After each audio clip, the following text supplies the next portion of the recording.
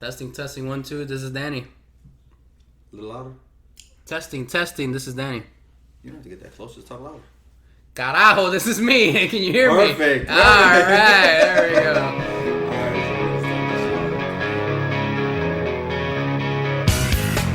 Another slap in the face. I know this time of the year it's a revolution. Still I fall out of place. Open your mind to the change of evolution. Another slap in the face. I know this time of the year it's a revolution. Still I fall out of place. What's up, everybody? This is Alex Thorn of the Over AF podcast, and this week we're coming to you with a different co-host because KC Omega has a little problem. He's still getting over his sickness that he was on the last time, and we brought in My name is Danny Garcia, but you can call me... the dangerous one? Sure, why not? Dangerous Danny. There we go, Dangerous Is that Danny. good? I'll take it. You'll and take it. get well, KC, by the way. Yeah, absolutely, man. Hopefully he gets well soon and he can get right back on track.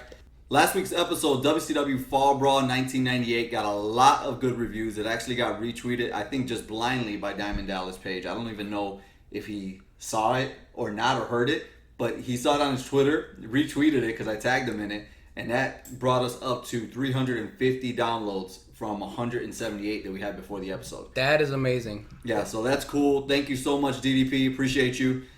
This week we don't have as good of a show as last week. This time we got WWA World Wrestling All-Stars, The Eruption. Danny, what are your memories from this show, man? Not very good ones. You remember the Fed? It's just, oh God. Yeah. I think I'd rather watch an episode of like Sunday Night Heat over this shit, man. This was... It was held on April 13th, 2002 in Melbourne, Australia.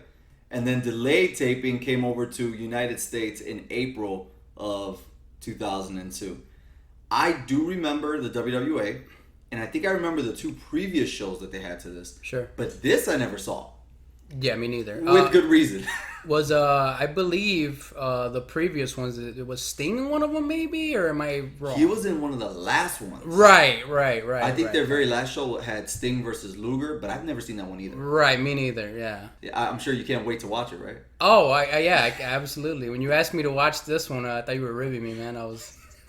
What the fuck?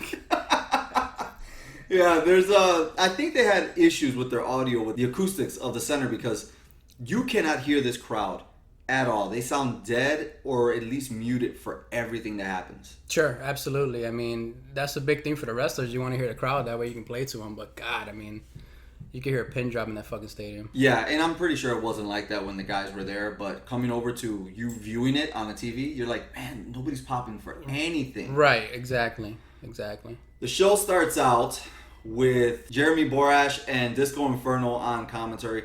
I like Jeremy Borash. I think he's done well in everything he's done, but oh my God, Disco Inferno. Cringeworthy, man. This guy is fucking terrible. I just can't deal with this guy. I don't understand. Does he first of all, how does he get into all these positions? Wrestler, I understand. You got your chance. You became a wrestler. He actually wasn't a bad wrestler. Yeah, absolutely. Yeah. The gimmick got tired. He should have abandoned the gimmick 2 years into it. Yep.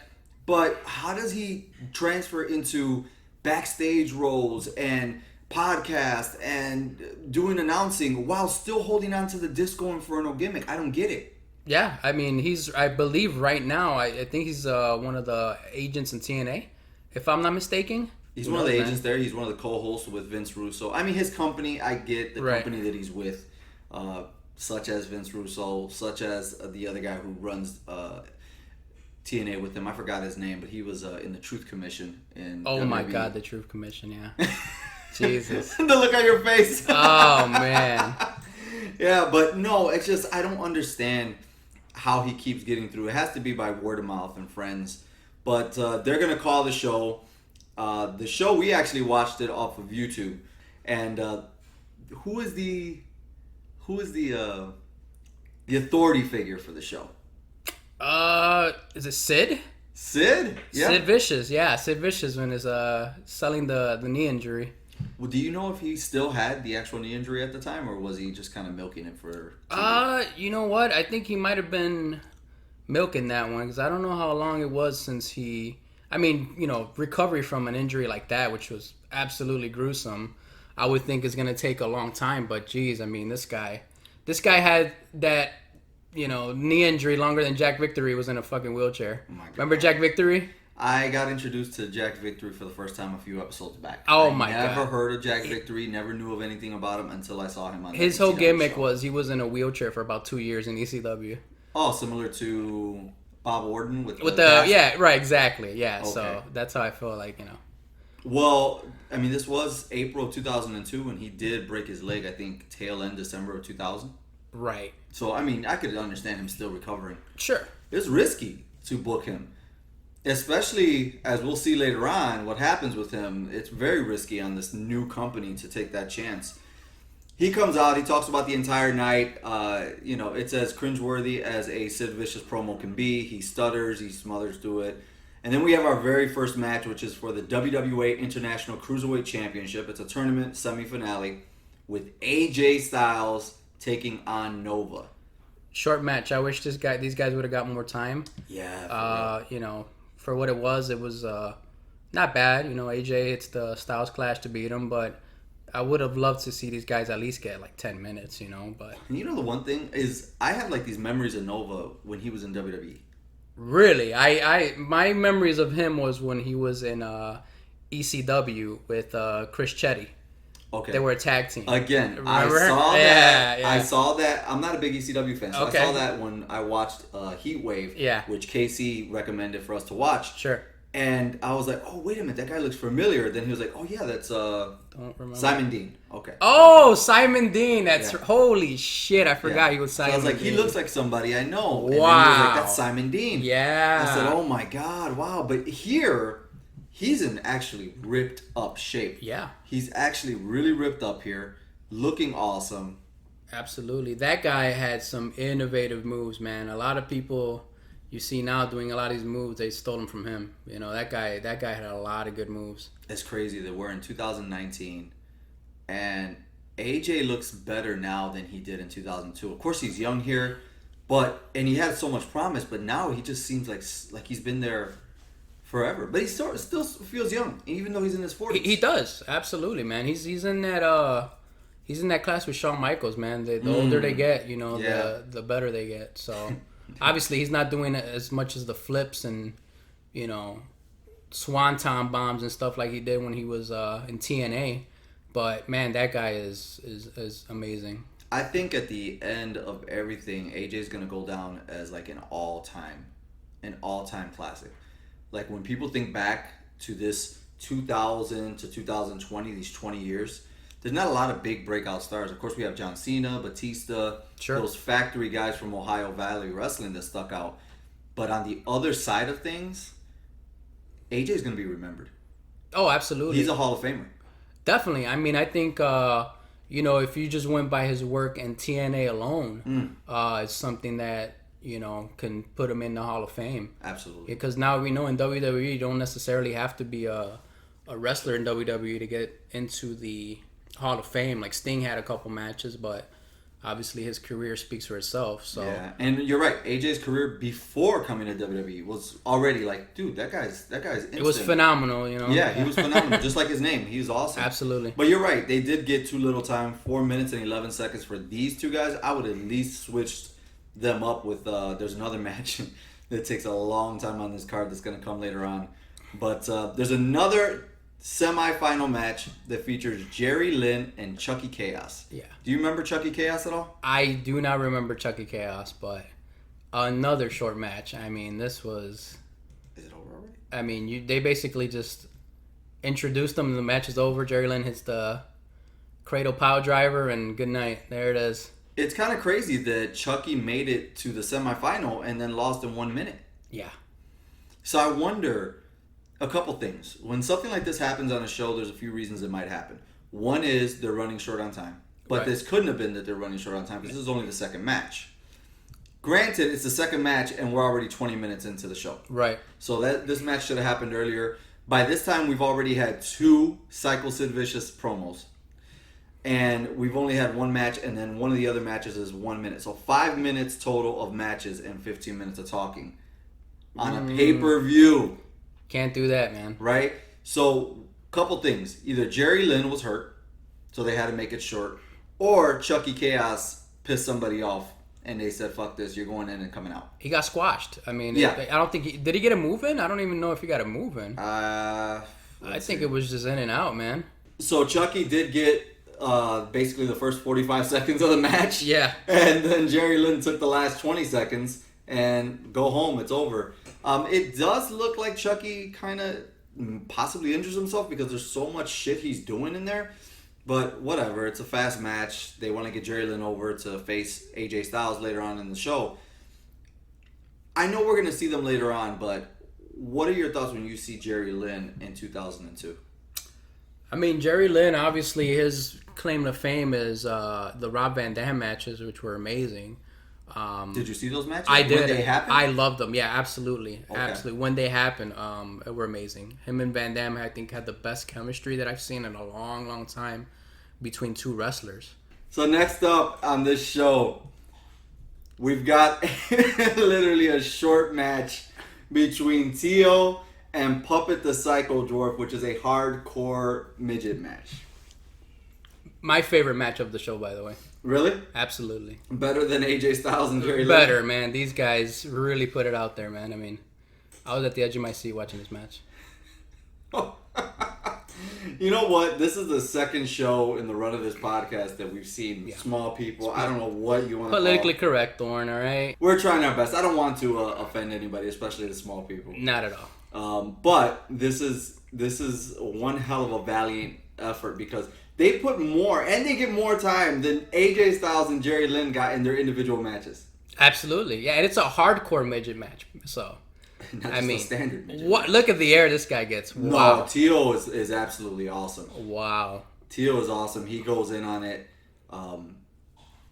I've heard of Puppet before. I want to say he worked some WWE shows. Yeah. Right? Back in like 97 and some other stuff like that. But I've never heard of Tio outside of this show. Have you?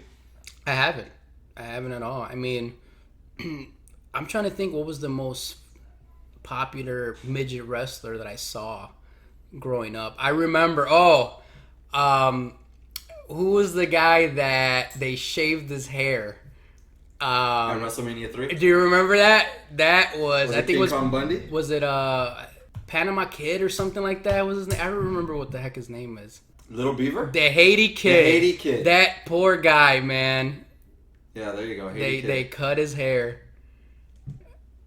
I said Panama Kid. It was the Haiti Kid. That's close enough. It's pretty close. Yeah, that's pretty close. You know what I meant. Now, these guys do more stuff than I'm used to seeing. Like they did more in 5 minutes as a hardcore match than I'm used to seeing with regular sized wrestlers. I wonder. I wish there would be a pay-per-view of nothing but hardcore midget matches. I'd fucking lose my mind, dude. What about Hulk Hogan's Micro Championship Wrestling? You know what? That's right. I don't remember watching it, but now that you talk about it, I'm gonna have to look that up. You did it to yourself. Oh man, I'm gonna fall down that rabbit hole. Hardcore midget matches. It won't be a fall. Yeah. Yeah, these guys. No, they go at it. Oh, there's the botch. Really well. There's a couple botches. Yeah, but there's a sunset flip from the second rope from Tio that it just looks like. It looks terrible. It looks like dominoes falling over. Yeah, but there's also they bring out a ladder. They put a trash can on top of Puppet. You know what's funny is that Tio, he must be like the home guy. Yeah. There because Tio gets almost all of the offense. Yep. Oh, absolutely. And he's the baby. He is. You would think the heel would beat him up and he'd have a comeback, but no, it's like all babyface throughout the whole match. He just beats the shit out of him for how many minutes? Like 6 minutes? 5 minutes. 5 minutes. Yeah, Straight. it's actually a pretty cool match. Oh, there it is. He took It's a bump. crazy to say this, but if you get a chance to watch one match from this show, it might want to be Tio versus Puppet. Oh, definitely. In a hardcore match. For entertainment value, it's this one right here. Yeah, absolutely. Like I said, they bring in chairs, they bring in trash cans, they bring in a ladder, and then they bring botches with them as well, all in 5 minutes. So it's pretty cool. Tio goes over on Puppet, the Psycho Dwarf, to win. In the next matchup, we've got Ernest the Cat Miller and Brian Christopher versus Buff Bagwell and Stevie Ray. Wow. Is this a WCW Thunder match if you ever Oh, wanted one? yeah. I mean, except for Brian Christopher, obviously, because I don't think he was ever in... But Brian would have fit. He would have, yeah. He would have fit the last 2 years of WCW. Sure. He would have fit right in. Absolutely. Not the NWO age, but the Vince Russo age. Yeah. Perfectly. The Vampiro age, where Vampiro was champion. And, and ICW, what was it? Insane Clown Posse? And the Clown Posse. Oh, God. You remember when they had Muda in the Insane Clown Posse? That, I know, he must have. Yeah. He must have needed money, man. Or something? Yeah. That was weird. That was a weird era. They never should have brought him in. And I love Muda, man. For like NWO. No. They should have kept him in NWO Japan over there. Right, with Masa Chono and all those guys. Which I hear that they're still making money on that today. Oh, yeah. Absolutely. Absolutely. They're still big over there, man. Right. I got to get your thoughts, man. What are your thoughts on Ernest the Cat Miller? You know, he was very entertaining, man. The guy had great mic skills. He was a former kickboxing champion as well. So he brought a lot of that MMA style to wrestling, which was really cool to see. A lot of good kicks and stuff like that. But he was real entertaining, man. Loved him on the mic. This is an incredible match of people I give no fuck about. I agree. I cannot stand Brian Christopher. I can't stand Ernest Miller. No. Buff Bagwell is just a drag, and Stevie Ray, you know, as great as of a presence and an image that Stevie has, once the bell rings, it's over. Yeah. With all of these guys. He's no Booker T, that's for sure. But, you know, I mean, Stevie Ray by himself, he just, you know, without Harlem Heat, he really didn't have much of a career. And that's what's really interesting about this match is like, you've got all the guys that always needed somebody else. Yeah, that's a good point. Buff needed Scott. Yep. You know, American Stevie males. needed Booker T. Yep. Brian Christopher needed Scotty Too Hottie. And Ernest the Cat Miller was just never good. You know, I mean, he had his time, man. I was a bit of a Cat fan when he used to say, what was it?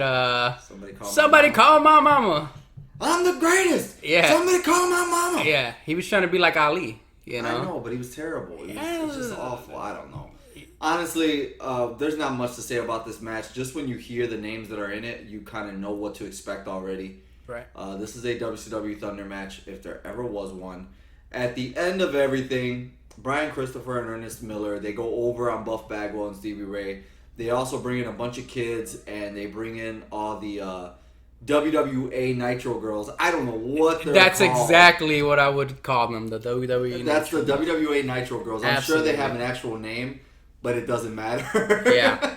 It doesn't matter We'll what go their with name that. is. We'll go with that. Yeah, like that. they beat them with a hip hop drop, and there's a whole typical, you know, Too Cool dance off at the end, Right. which, you know, is good for the live crowd. Right. Danny, Here it is. Danny, we got the reincarnation, the Funkster, Alan Funk, taking on Pierre Ouellette. Isn't he still around today? Ouellette? Isn't it PCW or PC? Yeah, he's in one of those. Right, he's yeah. he's like actually a thing today. Yeah, absolutely. The Pirate from WWE in 1994. Right, he was part of the Quebecers. That's right. Yeah, Jean-Pierre Absolutely. Lafitte. Yes. Right? Yep, absolutely. Yeah, and now he's like PCW or PCQ. I'm sorry, I don't mean to disrespect his name if he gets wind of this, because I know he's on the indie scene and fans love passing around. Boy, is he roided up here. Boy, oh boy. He can barely move. But I know he does a lot of hardcore stuff today. This is a singles match between the Funkster, Alan Funk, who's reprising classic Hulk Hogan, like 1984 Hulk Hogan. And doing a hell of a job, by the way. He's more Hulk Hogan than Hulk Hogan. Yeah, exactly. Exactly. This guy hulked up during the match. I mean, he was really good. Look at him. Isn't this Kiwi? Is it really? I think this is Kiwi. I mean, he even sells like Hogan. Look at him. He even sells like Hogan. Wow. Holy shit. I never would have thought, seeing WCW, that Kiwi could have been Hogan. He's doing Hogan's clothesline. Yeah. Where he throws it to the post. Oh, there we go. This is amazing. This might be my second favorite match, and it's just not the match itself. It's just his performance. He's honestly doing an amazing. Is job. amazing. I mean, absolutely amazing. He's spot on, man. Spot on. So when I saw Alan Funk, I saw him do it first on WWA and then in a couple other shows. Right. When I saw him do this stuff, I had no idea it was Kiwi at all. And when I saw him doing the interviews, I was like, come on, man, this is corny, this is bad. But once I saw him in the ring, I was like, oh my God, he's perfect. Absolutely. I mean, the money match would have been Alan Funk versus the Renegade. I think that would have been a hell of a match. Oh, an Alex Thorn type pile driver there. Never. I actually jumped for mine, man. But that was interesting because he did a sloppy leg drop, but he does a pile driver that's actually kind of sad too. I think that's probably to honor the Funk name. Yeah, he goes over on him. Next, we've got Big Papa Pump coming out, and they do an impromptu call where Psycho Sid says there's going to be a heavyweight title match between Nathan Jones and Scott Steiner later on in the night. Right. The hometown hero. Right. Nathan Jones. Because this is the first appearance of Nathan Jones to a lot of people, especially who ordered the pay-per-view. Right. And, man, he looks like $1 million. I mean, this guy, if he would have had any talent, as far as wrestling talent, he could have been a guy that would have had a great program with The Undertaker, Mankind, Kane. I mean, he was just a giant 7-footer, came out of prison. This is back in a time where you could still get away with having a wrestling career by just having a look. Oh, absolutely. Absolutely. We were coming down on that. Like, that age was coming down, but it was still happening. Yeah. If Great Khali could have a career, and the guy could barely fucking walk, I mean... Yeah, man. The next matchup is going to be a tournament finale for the vacant WWA International Cruiserweight Championship between two amazing wrestlers, AJ Styles and Jerry Lynn. They're pretty ripe and primed for this match. They go 11 minutes and 30 seconds. Neither one of them are tired. They had less than combined 5-minute matches earlier in the night. Yeah. When I say there's a match between AJ Styles and Jerry Lynn, what's the first thing that comes to mind for you? Oh my God, I'm thinking it's going to be a wrestling clinic. These guys, especially they were in the prime of their careers. You had prime AJ, you had probably not prime Jerry Lynn, but really close to it. He's close to it. He's coming right on. Yeah, and those guys are just workhorses, man. They don't miss a beat. You don't see botches. Everything's just fluid. AJ hasn't even hit yet. No. AJ's about, let's say this is 2002. He's about 4 years to 5 years away from actually becoming a household name for people. Becoming the phenomenal one. Yeah. Basically. But. And everything that he becomes is showing here already. Yeah. Oh, absolutely. Absolutely. You can see, look at every move he's doing. I mean, there's nothing there. Right when I say there's not a botch, we see a failed arm drag here. They do this, huge sequence of moves. It's easy to get lost, and I can tell you right now, it's very easy to get lost in a sequence of moves. And they're doing something that's so spectacular where everybody misses something. They both go for arm drags. They both drop at the same time. Mm-hmm. And you can tell AJ looks like, uh-oh, what happened? While right away, Jerry Lynn grabbed him and was like, okay, screw it, I'm going to grab an arm hold. Right, exactly. No, it's going right back into the action. Guys, wow. I mean, it's easy to say that they're flawless even when they do botch, because even then it's like, but they're doing so much shit that it's okay. Right. Exactly. You don't notice it. We're not talking about Undertaker, Goldberg botching. We're talking about these guys are so smooth that it's okay when something doesn't go right. Yeah, nobody's getting dumped on their neck in this match. That's for sure. No. Yeah. Yeah, they do some amazing moves, as much as you would expect for them. Kind of since we've got AJ on our screens here, what do you think of AJ today and what he's doing in WWE? The club, his trajectory. I know today I saw that his match actually got pushed down to the pre-show, which to me, I saw that I was like, this cannot be right. You pushed AJ down to the pre-show versus Cedric Alexander, and I was like, wait, this can't be right. So, was that who he was facing? Yes, for the United States Championship. Cedric Alexander, who is that? Yeah, 205 Live. Yes. Okay, yeah, I know him. He impressed me. Yeah, no, he's really good. He had good matches with McIntyre. The guys, he's really, really good. Okay. He reminds me a lot of Do you remember Primetime Elix Skipper? Absolutely. All right, that's kind of what Cedric Alexander reminds me of, just that athleticism. I'm a huge fan of him. Oh, I love them too. Oh my God, his matches in TNA were amazing. Yeah, I liked them in X Division. WCW. Yeah, Team yeah. Canada, Yep. and I liked them because he was at the tail end there. That's right. And then I liked him in TNA. Like, there was nothing about him where I was just like, oh, get him off my screen. Every time he came on, I was like, hey, he looks nice. Amazing. Just, I mean, so gifted, that guy. That's what I see in Cedric. He's so gifted. Okay. And putting him with AJ is a great thing, because I think those guys are going to work just really not good together. pre-show, though. They belong. No, they believe. Yeah, they definitely belong on the main show. AJ certainly deserves way better than that. Right. But I think AJ as a heel, he's back as a heel with the club.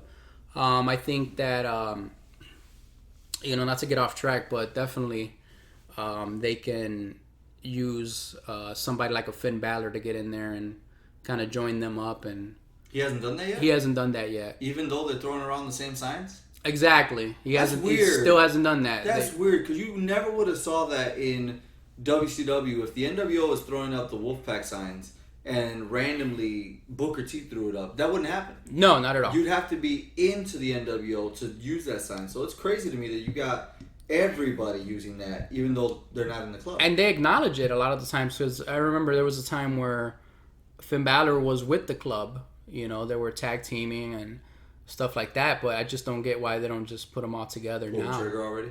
Yeah, pull the trigger, man. The fans want to see it. They remember the Bullet Club. You can, cash in on that now, because you have obviously AEW and those guys now doing would their be the thing. time. Now's the time, man. Well, what a better time to now do would it be than the now. time to grab some of those people and say, hey, look, what you like about that whole indie scene and the outside of WWE is here now, and they're together and we're doing it right. But it's WWE. They'll take forever. They'll refuse it as long as they can until they're pushed, and then they'll put it together and nobody will care. And nobody will care, exactly. It'll be too late. Yep. But as we mentioned earlier, AJ Styles goes over on Jerry Lynn with a corkscrew Swanton. I mean, it was Moonsault. amazing. Yeah, it just his corkscrew off the top rope. It was corkscrew swanton. Yeah, that's the best way to put it. Which Sure. is, I don't know what he called it, but it looked like a screwdriver to me. So it was that amazing. was cool. Yep.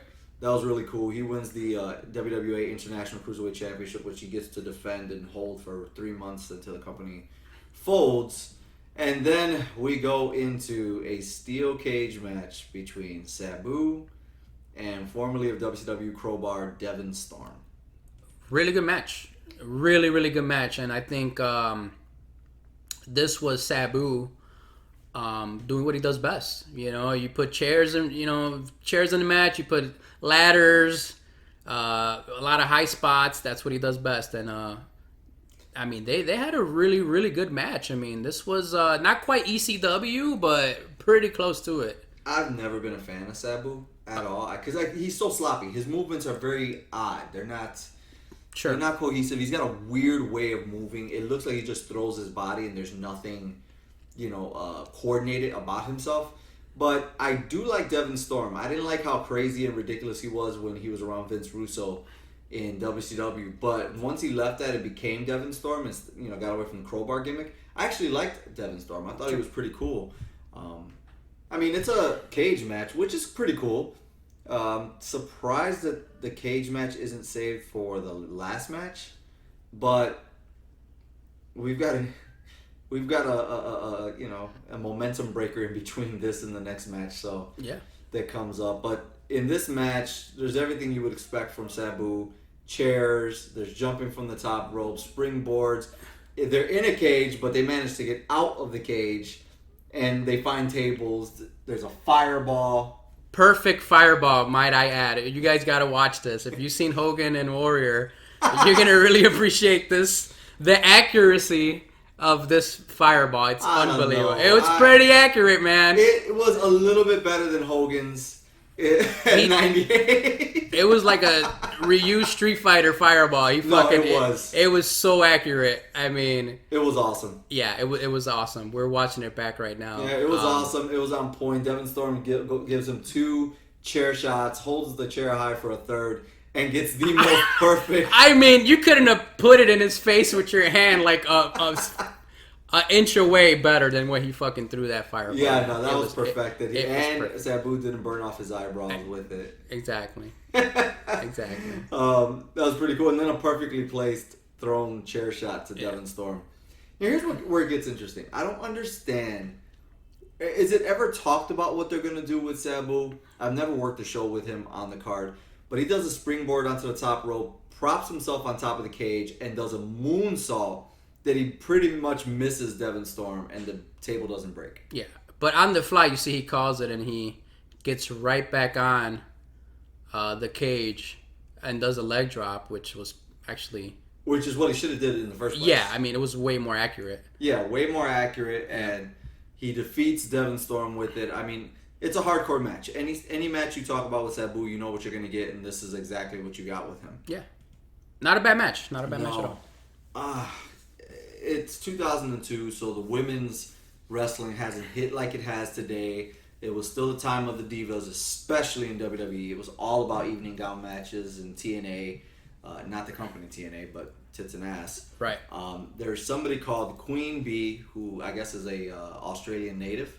She's a local wrestler. She's going to take on Scott Steiner's valet, Medeja, who's gorgeous. My God. Beautiful. Oh.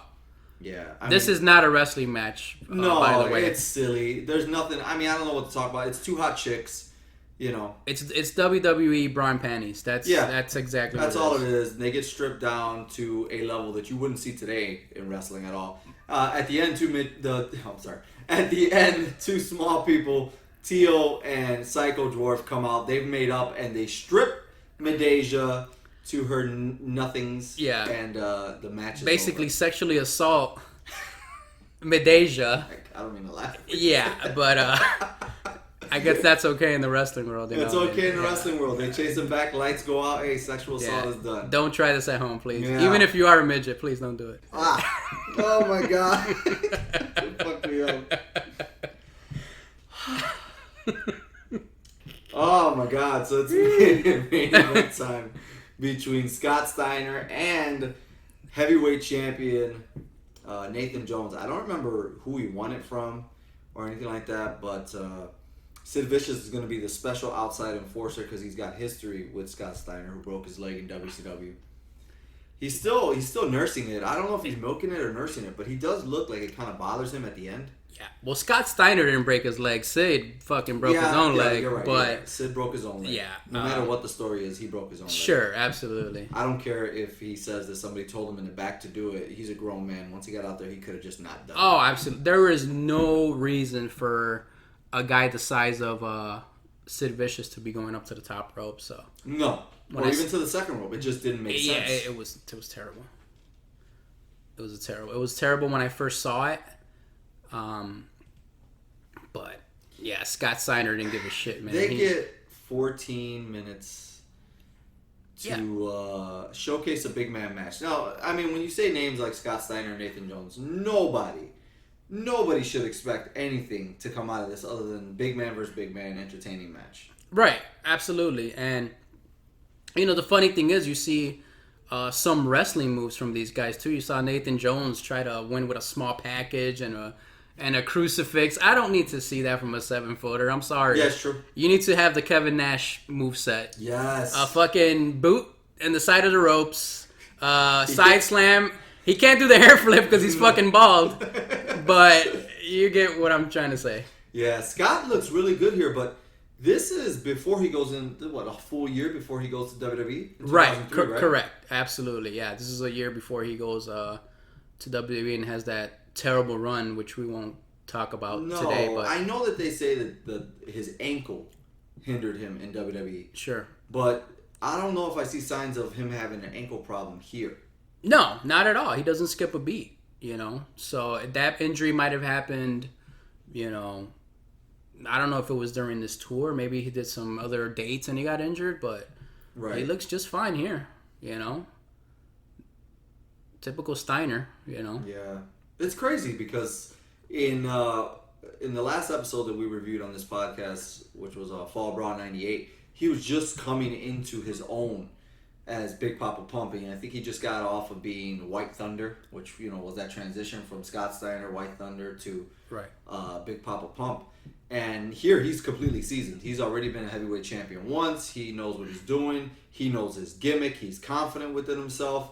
He knows exactly who he should be, and he's leading Nathan Jones throughout the entire match. Yeah, Nathan Jones was green as goose shit. You could tell. Man, I mean, the guy, I don't think he really took wrestling serious. No, I'm sure somebody saw him and said, "Hey, you could be a wrestler." Oh yeah, and he's been in movies. I've seen him in a lot of movies. Because I mean, he's just got that look, man. I mean, WWE brought him in as like, actually, who he is. He was a guy that was in jail in Australia for a while, so they brought him in as like this psycho, inmate. But he just never got over for whatever reason, man. I mean, it could have been a thing where you could have put a mask on him, some type of Kane gimmick. But I don't know, man. He had the look. I mean, a guy that big. Did they expect too much of him? I think he would have been a guy in today's WWE that would have gone through NXT and, maybe learned the ropes a bit more. But to get thrown in there when he did, especially not having that wrestling background, that kind of hurt him. I don't really remember any of his promos. So I remember the promo of him talking about his jail time. You're right, correct. The vignettes and stuff that they had of him in the praise. That. I was so weirded out. I remember because I had already seen him here in WWA. I saw 2 shows here, and he was in 1 or 2 of them.